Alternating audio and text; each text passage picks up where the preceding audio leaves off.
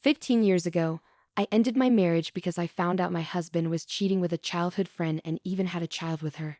This made me very upset and almost made me quit my job. But during that tough time, my current husband helped me and we made a happy home together. However, my happiness didn't last long. Recently, I saw my ex-husband for the first time in 15 years. He said mean things to me, like I must still be single because nobody would want to marry someone like me who couldn't have kids, but I surprised him by introducing him to my children. When I introduced my son, my ex-husband was shocked and scared. I told him about my life now. I'm Florence, 38 years old. I live with my 13-year-old son Max, my 11-year-old daughter Ava, and my husband David, who is the same age as me. Max is in middle school and going through a rebellious phase. He can be cheeky sometimes, but my husband David knows how to handle him. Ava loves makeup and fashion, and she knows how to get what she wants because she's the youngest and a girl. Max really cares about Ava, so when she jokes about not liking him if he's not nice to me, he quickly apologizes and promises to be good. He's charming and always knows how to make things fun.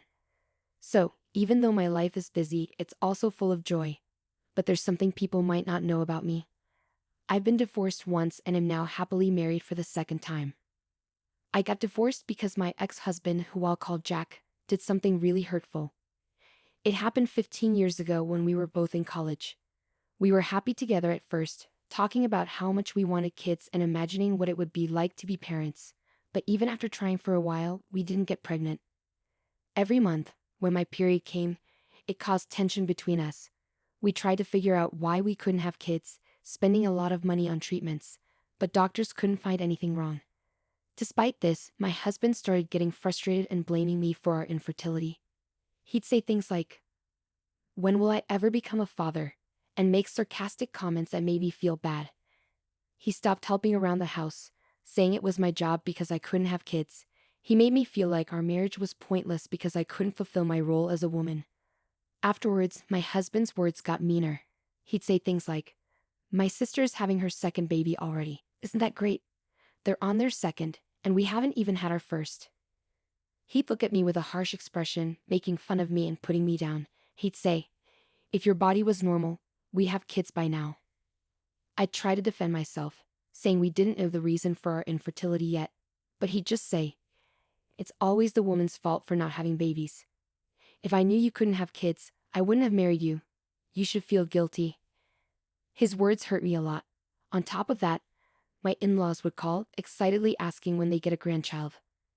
At first, I'd try to brush it off, saying it takes time, but it didn't help. My mother-in-law started blaming me, saying I was useless for not having kids yet, especially since my sister-in-law had kids so easily. The pressure from them was overwhelming. One day, my friend Daisy invited me out. Jack, my ex-husband, had been busy with work, so he wasn't around much. That's when Daisy told me something shocking. She said, "I've been wanting to talk to you for a while. I have something important to tell you, Florence. I've missed you too." "What's up, Daisy?" "Remember Grace? She was Jack's childhood friend. They grew up near each other and their families were close. She went to the same college as us and now works with me. Grace, the daughter of the CEO at my job, got her position through family connections. We didn't really hang out in college since we were in different groups, and even at work, we didn't talk much because we worked in different departments. My husband introduced me to her once, calling her his friend and asking me to get along with her. But Grace didn't seem to like me, so I avoided her. Daisy, my friend, told me something surprising about Grace. She said, "I think your husband and Grace are having an affair." I couldn't believe it. Daisy had seen them holding hands, not just like friends. "Are you sure?" I asked. "I think you should find out more," Daisy said, offering to help me talk about it. I had suspected Jack was cheating. He'd always come home late, saying he had to work more. He was never around on weekends, busy entertaining clients. Even though I had a feeling, I tried to ignore it. But after hearing Daisy's warning, I went straight to a detective agency. I wanted proof of his infidelity. Within a week, they had enough evidence. But I wasn't ready to divorce him yet.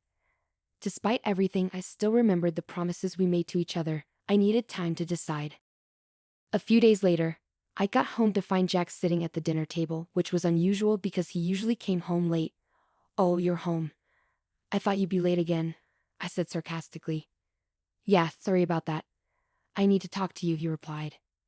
Knowing about the affair, I braced myself for bad news. I want a divorce, he said. What? I was shocked. I realized he wasn't just fooling around, he was serious about Grace. Grace is pregnant. I'm going to marry her, he added. I couldn't believe it. He had always said Grace was just a friend. Jack didn't seem to think he did anything wrong. He even said, "My mom wants me to divorce you. She thinks Grace is better because she's prettier and can have kids." Hearing this hurt a lot. Tears filled my eyes as Jack left, saying he was going back to Grace. I was too hurt to stop him. Later, I got divorce papers in the mail, with a note from Grace asking me to divorce Jack. It felt like a slap in the face. I wanted to say, "No, you're the one who took my husband." But I realized arguing wouldn't change anything. I was left with so many questions. Why was I being blamed? I couldn't just accept the divorce quietly. Determined to stand up for myself, I used the evidence I gathered from the detective agency to start divorce mediation. A few days after filing, I got a call from an unknown number. When I answered, I heard Grace, Jack's mistress, yelling at me. She was furious that I had started a lawsuit. I calmly explained that it was the right thing to do given the situation and that I knew about her inappropriate behavior. She demanded compensation, even though she was pregnant. Her harsh words hurt me deeply. I told her we could discuss everything officially during the divorce mediation. In the mediation, the court recognized Jack and Lee's relationship as infidelity based on the evidence. Jack tried to blame my infertility. The court didn't buy it because there was no proof of my infertility within just a year of marriage. In the end, I received $220,000 as alimony from Jack and $110,000 from Grace. After finalizing the divorce, I hoped to move on, but the aftermath was far from over. The affair between Jack, Grace, and me became gossip among our friends, especially since we all went to the same university. Shockingly, some rumors suggested I hid my infertility and tricked Jack into marrying me. Some friends even sympathized with Jack and Grace, which felt awful. The situation got worse at work because Lee, Grace's father, was my company's president. Grace portrayed herself as a victim, spreading lies about me hiding my infertility and demanding alimony while she was pregnant. Despite trying to ignore it, I faced backlash at work. My bosses favored Grace because of her influential family, and I was sidelined from important projects. Eventually, I felt forced to resign. While job hunting, another company recognized my skills and offered me a position. Here, I thrived beyond expectations. My new boss valued me for my abilities, unlike my previous workplace, which favored nepotism. I found myself drawn to this boss, who turned out to be my current husband, David. David was my rock during the tough times after my breakup with Jack. We spent a lot of time together, talking about everything from work to personal matters, and our bond grew into love. When David proposed, I was thrilled, but I was also scared of facing infertility again. I confessed this fear to him, and he reassured me, saying that he loved me no matter what and that having children wasn't the most important thing to him. Feeling truly happy and loved, I decided to marry David. Shortly after our wedding, we were blessed with our first child, Max, followed by our daughter, Aha. Despite the challenges of parenting, we were content and happy every day. Years later, at a friend's wedding, I unexpectedly saw my ex-husband for the first time in 15 years. I was startled to see him there, but then I remembered that the bride and groom were also our university friends, so it wasn't surprising that he was there too. I tried to ignore him as I walked by, but he called out to me loudly, catching my attention. "Hey, what's up?" Jack said loudly, possibly drunk, as he spoke to me. "Surprised to see you here, it's been a while. Looks like you've put on some weight, huh?" he added, spraying a bit as he talked. I silently rolled my eyes at his sarcastic comment. Then Jack called over his family, including Grace and her son. Grace laughed when she saw me and joked, "Wow, it's been ages. Have you been stress eating? You've gained some weight, huh? Life's been a roller coaster, hasn't it? And still no luck with having kids, right? Tough luck, huh?" Their rude comments left me speechless with shock. Then I noticed Grace's son blushing and looking down with embarrassment. He was quite handsome. I realized I hadn't introduced him yet. "This is my son," Grace proudly announced. "He's cute, right? Takes after me. And he's not just good looking, he's really smart too, a little genius." "Looks like we're the only ones happy here, huh?" Jack and Grace laughed, proudly showing off their son. But I noticed something off about their son's expression. He seemed uncomfortable with his parents' behavior, growing increasingly dissatisfied with their mocking attitude. He must be a kind-hearted child, I thought to myself. But I didn't have time for them. Just as I was about to leave, Jack grabbed my arm tightly. You divorced me because of infertility, yet you took money from us, he said, still holding on to a grudge from 15 years ago.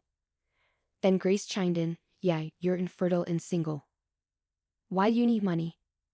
Families like us with children need it more. Give us back double the money you took. Their selfishness stunned me.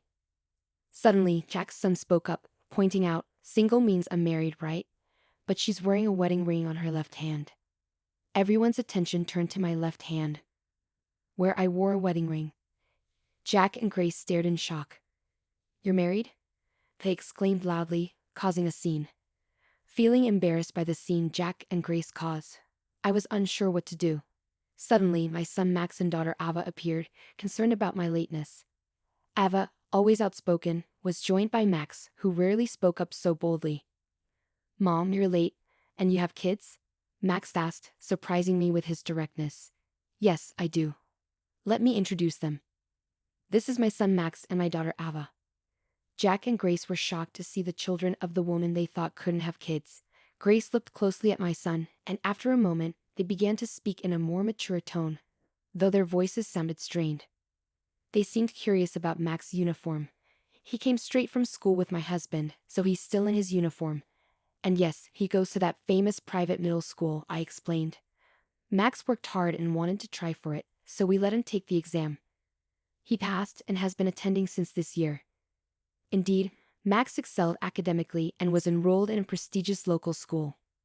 No way, he can't be your son, my daughter exclaimed, joining the conversation. She plans to take the same school's exam next year, I added proudly. Yeah, and Max is amazing. He won a violin contest, Ava chimed in. Violin? I thought I recognized him. He was on TV recently, Grace exclaimed. Oh, you saw that? Yes, he's been getting quite a bit of media attention lately. He was coming back from violin practice today, I explained. Grace and my ex-husband were speechless. You were supposed to be infertile. How could you have children like this? Jack protested. We're all happy now, and that's what matters. Let's not involve each other anymore, I said firmly, ready to leave with my kids. Just then, my husband David arrived. Jack's face went pale at the sight of him. Is your husband by any chance the young Mr. Lopes who became the president of Resident last year? Jack asked, recognizing David. Indeed, David was the president of a company that had ties with Grace's father's firm. I had switched jobs and met David there. Last year, he was appointed as the president of the company, recommended by the then president. Ah, I'm Lopez. My husband introduced himself, confused by the tense atmosphere. Sensing the tension, Max explained. We heard these people calling Mom infertile and fat. So, Ava and I came to help her out. I realized they must have overheard my ex-husband and his wife insulting me earlier. My husband's expression hardened as he realized the situation. I heard rumors, but I didn't expect a lack of decency, he said firmly. Jack started making excuses, trying to flatter my husband, while Grace protested. They began arguing, and their son, who had been silent, finally spoke up. Let's stop this already. It's terrible how you're talking about this lady, calling her fat and infertile, and demanding money back. It's embarrassing for me, he said tearfully. And what's this about an affair? Am I a child born from an affair? Am I an unwanted child? He continued, his voice full of anguish. Jack and Grace became visibly unsettled. Oh well, it's not like that. Grace tried to defend herself, but she couldn't ignore the stares from the other guests. Blushing deeply, she looked down in embarrassment. Though I couldn't forgive Jack and Grace, I admired their son for his sense of justice and kindness. Wanting to support him, I was about to speak, but my husband spoke up first. Thank you for standing up for my wife and defending her from insults. You're a kind child, my husband said, patting the boy's head. With a smile, I decided to speak up too. But maybe I am a bit chubby. However, that's not the point. Actually, I'm pregnant, I announced, gently stroking my belly. I was already pregnant with our third child. At that time, I was on maternity leave. Turning to the tear-filled eyes of the boy, I continued, Your mom also nurtured you in her belly with great care. You're not an unwanted child. Your mom and dad love you and are proud of you, right? Looking at Jack and Grace, I waited for their response. The boy looked at them hopefully and asked, "Really?" Jack and Grace quickly nodded, assuring him, "Yes, yes. You're our pride. You're very important to us." Seeing the boy smile, I felt a sense of relief. "Let's get back to our seats for now." "It's a day of celebration," I suggested. Each family returned to their seats, and the chaotic scene came to an end. The wedding concluded successfully, and as we headed to the station, Grace and Jack approached us with their son, holding hands. Max and Ava had been protective of me, but my husband chuckled and calmed them down. Grace and Jack offered their apologies. "Sorry about everything. We truly regret our actions today." "Thank you for earlier," they said. It was the first apology I had received from them in 15 years. Perhaps having a child had changed them a bit. I just laughed and said, "Really? After all this time?" With that, I turned my back on them and began to walk away. Max offered to carry my bags, taking the one marked with maternity. Ava cheerfully dragged a coat over my shoulders. Despite their young age, they were looking out for me during my pregnancy. "All right, tonight's dinner will be Dad's homemade hamburgers, Max and Ava's favorite." "Thank you." I vowed to protect the smiles of my beloved family, leaving behind the pains of the past.